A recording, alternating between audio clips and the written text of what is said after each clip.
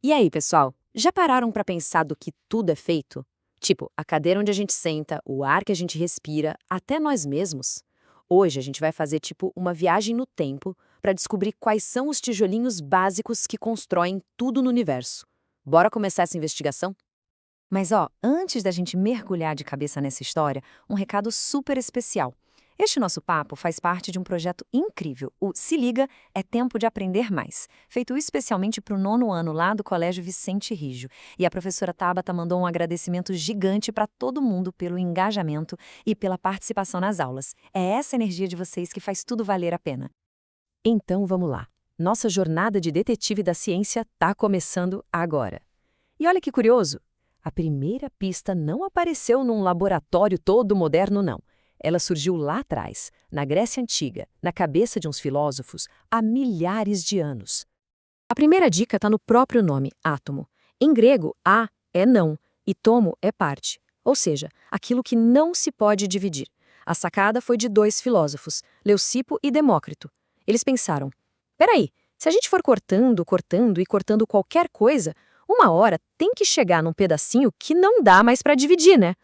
Uma ideia genial para a época, mas, veja bem, era só uma ideia, uma filosofia. Prova científica? Nenhuma. E essa ideia ficou meio que esquecida por séculos, sabe? Até que a ciência resolveu entrar em campo para procurar as provas. A hora de transformar a filosofia em ciência de verdade tinha chegado. E o primeiro modelo proposto, bom, era bem simples mesmo. Aí, lá em 1808, um cara chamado John Dalton resgatou essa ideia e deu uma roupagem científica para ela. Nascia a primeira teoria atômica. Para ele, o átomo era tipo uma bolinha de bilhar, sabe? Maciça, redondinha e, o ponto principal, indivisível. Todos os átomos de um elemento, tipo ouro, seriam iguaizinhos. Já os de prata seriam diferentes. Simples, né? Mas para a época, isso foi uma revolução. Então, o modelo da bola de bilhar parecia legal, fazia sentido, só que a ciência não para, né? E uma nova tecnologia ia mostrar que dentro daquela bolinha tinha coisa escondida. E essa coisa ia virar o jogo completamente. E quem foi o responsável por essa reviravolta toda? J.J. Thomson. Ele usou um equipamento chamado tubo de raios catódicos nos seus experimentos e, bum, descobriu umas partículas minúsculas com carga negativa bem menores que o próprio átomo. Ou seja, a bola de bilhar não era indivisível, ela tinha pedaços dentro. Thomson tinha acabado de descobrir o elétron. Ok, e agora, como que a gente organiza essa bagunça? Se o átomo tem partes, como ele? Thomson veio com a seguinte ideia: o modelo do pudim de passas, ou, pra gente aqui no Brasil, pensa num panetone. O átomo seria uma massa grandona e positiva, tipo a massa do panetone, com os elétrons negativos cravados nela, que nem as frutinhas. As cargas se equilibravam e o átomo no final era neutro. Olha só que salto! A gente saiu de uma bolinha maciça que não se dividia para um modelo que já tinha uma estrutura por dentro, com cargas elétricas e tudo. Foi uma mudança gigantesca na forma de entender a matéria. Beleza. O modelo do panetone parecia bem amarradinho. Era sólido, explicava as cargas, mas, como eu disse, a história do átomo é cheia de surpresas. E um novo experimento estava para trazer a revelação mais doida de todas. Então, entra em cena Ernest Rutherford. Ele decidiu testar esse modelo do pudim na prática. A ideia foi genial. Ele bombardeou uma folha de ouro, bem fininha, com partículas positivas. O que ele esperava? Ué, se o átomo fosse um panetone, as partículas iam passar direto ou desviar só um pouquinho. Só que, para surpresa geral, uma parte minúscula dessas partículas batia em alguma coisa e voltava. Era como atirar uma bala de canhão numa folha de papel e a bala voltar na sua direção. Não fazia sentido nenhum. A conclusão do Rutherford foi simplesmente genial e totalmente inesperada.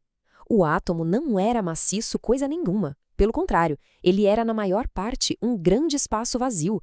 Toda a carga positiva e quase toda a massa estavam concentradas num miolinho minúsculo e super denso, o núcleo. E os elétrons, girando bem longe, numa área gigante chamada eletrosfera. Nascia ali o modelo planetário do átomo.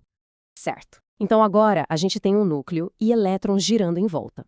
Lembra o sistema solar, né? Sol no meio, planetas ao redor. Parecia perfeito, mas tinha um problemão aí. Um problema que a física daquela época não sabia como resolver. Exatamente isso. Pensa comigo. Cargas opostas se atraem, certo? O elétron é negativo, o núcleo é positivo. Então, por que o elétron simplesmente não era puxado para dentro do núcleo, tipo um espiral, até tudo colapsar? Se fosse assim, a matéria como a gente conhece nem existiria. Tinha alguma coisa errada. Alguém precisava dar um jeito nesse modelo. E esse alguém apareceu, Niels Bohr, que era aluno do próprio Rutherford. A solução dele foi brilhante. Ele disse o seguinte: os elétrons não podem ficar zanzando por aí em qualquer lugar. Eles só podem girar em órbitas específicas, como se fossem pistas de corrida com níveis de energia definidos. E o mais legal, enquanto o elétron está na sua pista, ele não gasta energia. Para pular para uma pista mais longe, ele absorve energia, e quando ele volta para uma pista mais perto, ele libera essa energia, muitas vezes em forma de luz. Isso explicava tudo. Com essa ajuda do Bohr, o quebra-cabeça do átomo estava quase montado. As peças principais estavam todas ali.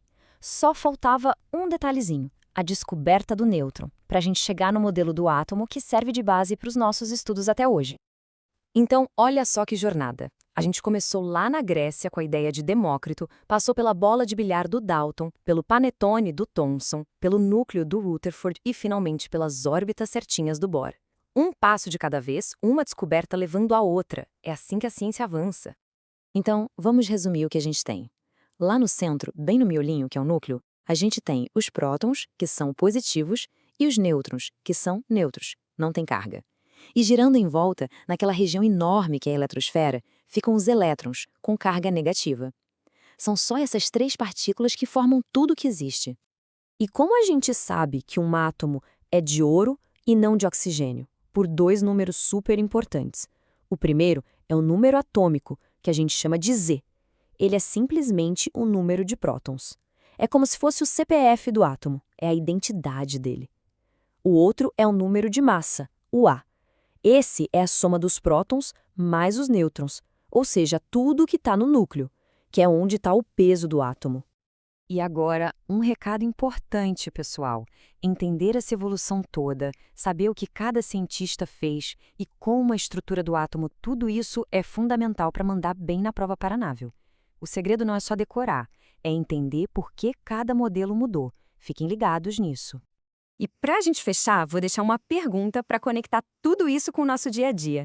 Usando o que a gente acabou de aprender sobre elétrons e cargas, por que será que às vezes, quando a gente escova o cabelo, ele fica todo arrepiado? A resposta, olha só, está no movimento daquelas partículas minúsculas que a gente passou esse tempo todo estudando. Fica aí o desafio para vocês pensarem. Valeu, pessoal, e até a próxima!